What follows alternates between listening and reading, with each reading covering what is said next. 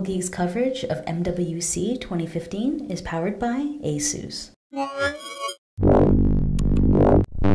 Hi, it's Miriam with Mobile Geeks, and we're here at Mobile World Congress 2015 with Marc Dillon of Jolla. Hello. He's the founder, and so we're going to talk about all things Jolla tablet. You got it here, huh? Yeah, one of the founders now. Yeah, you are. Yeah, we got one a brand new tablet, second Jolla product. It's fantastic. We took the UI to a new level. We have the best multitasking in the world. This is Sailfish 2.0 now. So Zero. 2.0. And it's a huge, I think, from what I saw yesterday at the press conference, this is a huge improvement. It is a huge improvement. We spent the last year with the Jolla phone in the market, improving the UI, taking feedback from customers. We have a place called together.jolla.com where people can come and they can say what do they want to see in the next month's software update. Yeah. And then we keep delivering update month after month so that people can get the things that they're asking. So it's super community driven. Super community driven. Yeah, it's awesome. We just did this with crowdsourcing. So right. The point was not just to find out if there's a market for it. For those who haven't been following, just walk us really quickly through how you launched this, because this is really awesome. Alright, cool. So we did it with crowdsourcing, and the idea being that one, we wanted to see is there a market for a non-Android tablet? Does the world need the 407th Android tablet in the world? And we found out there is.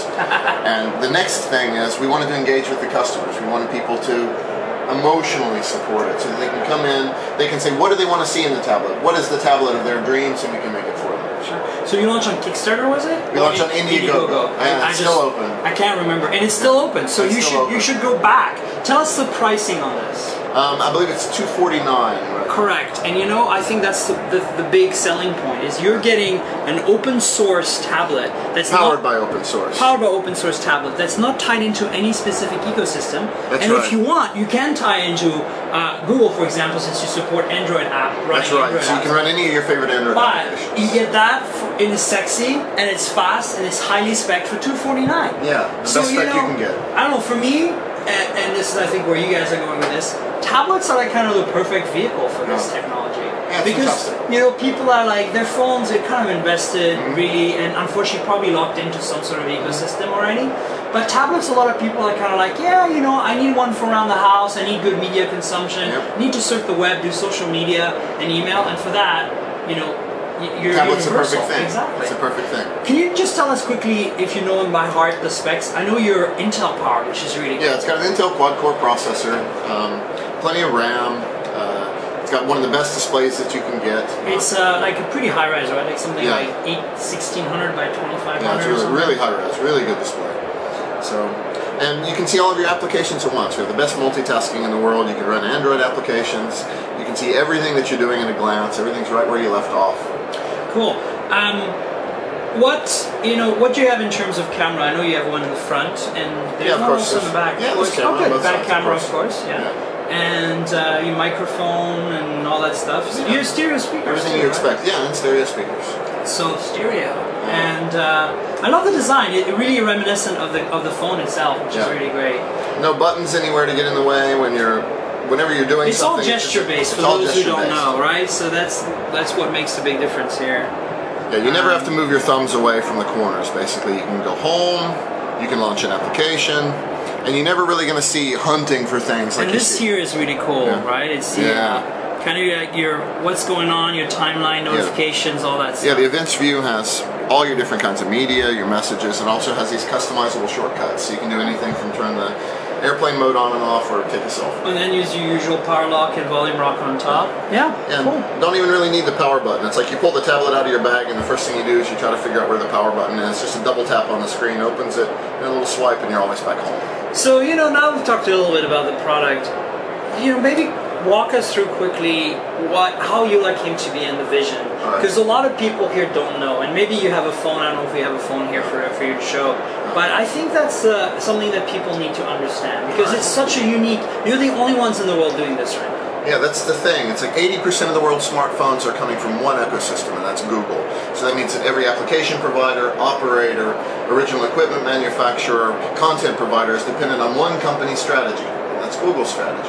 So can you imagine how much industry is dependent on one company who basically just takes user data and sells it for profit, or uses it to make advertising revenue? So we worked for Nokia. This is the 14th product that I've worked on. It's the second Jolla product. We worked for Nokia in the past, and we realized that we wanted to be independent. We wanted to create a new operating system and create new products that would give people a choice, so that they're not just dependent upon one company's strategy. Yeah, and so you built onto MeeGo, which was an OS that Nokia launched at the very end before the Nokia transition. and Intel, yeah. So right at the end of the before Nokia changed its strategy to Windows Phone. And I have the N9, which was the Nokia phone that ran MeeGo, and it was delightful. And a lot of the UI experience is very different, but it was a very gesture-heavy UI, and you've kind of iterated on that, and you even further refined the process, which I feel is a really great experience. Yeah, we took the last year perfecting the UI by working with our customers on the Jolla phone, and now I think that we've really got something amazing on the tablet. So you've launched the phone, what was it, 2 years ago now almost? That was a little more than a year. Oh, a little more than a year. You've iterated on the OS to version 2. You've launched a tablet through crowdfunding. What's next? What's next? Well, first we're going to deliver this, and we're going to keep delivering. Once it's out there, we keep making software updates in conjunction with our community. When are you when are you shipping these? End of Q2. Okay, so pretty soon. Yeah, just a few months from Summerish. Yeah, early summer. So that's cool. So the backers are going to be getting their tablets very soon. Awesome. And so what is your vision going forward? Like, based on what the entire universe of the mobile world is doing right now, where do you see yourself in a year, 2 years, 5 years? So we're building a Sailfish Alliance. It brings a lot of different companies together in order to make change in mobile. Using an open operating system that's independent called Sailfish. It's the only operating system that's based outside of the United States. So what I see is lots of companies coming together in order to make great innovation for mobile. So you're going to continue to drive this. What's your primary customer base right now, do you think, in terms of the demographic and potentially the geography? How has that panned out? Actually, I look at it a bit differently. We took a survey of the backers who supported the Indiegogo campaign. The #1 reason was that Sailfish was independent, is why people supported us. So that's great. Another interesting statistic is that more than half of the people who backed the tablet already had a tablet. Okay, so there's a reason for change. There's something that they're looking for that's different. You know, I was watching people do this kind of thing all of the time with their Android devices, and it's like, okay, why should you have to hunt for the things that are already there in the palm of your hand? And so you're, but you've had a lot of success in Europe, right? In terms of sales on Europe and Asia, especially. Asia primarily. Yeah, that's kind of. We did open the tablet in the U.S. So no, I know you did. That's really the first kind of potential inroads into the U.S. market by making it available. That's right. Great. Well, listen, this is a good length video. And I know you've got to run to do some community workout on stage. Such a pleasure, Marc. Yeah, it's wonderful. I know. Thank you so much. Thank you. And stay tuned for more here with Mobile Geeks at Mobile Congress. I'm Miriam. Cheers.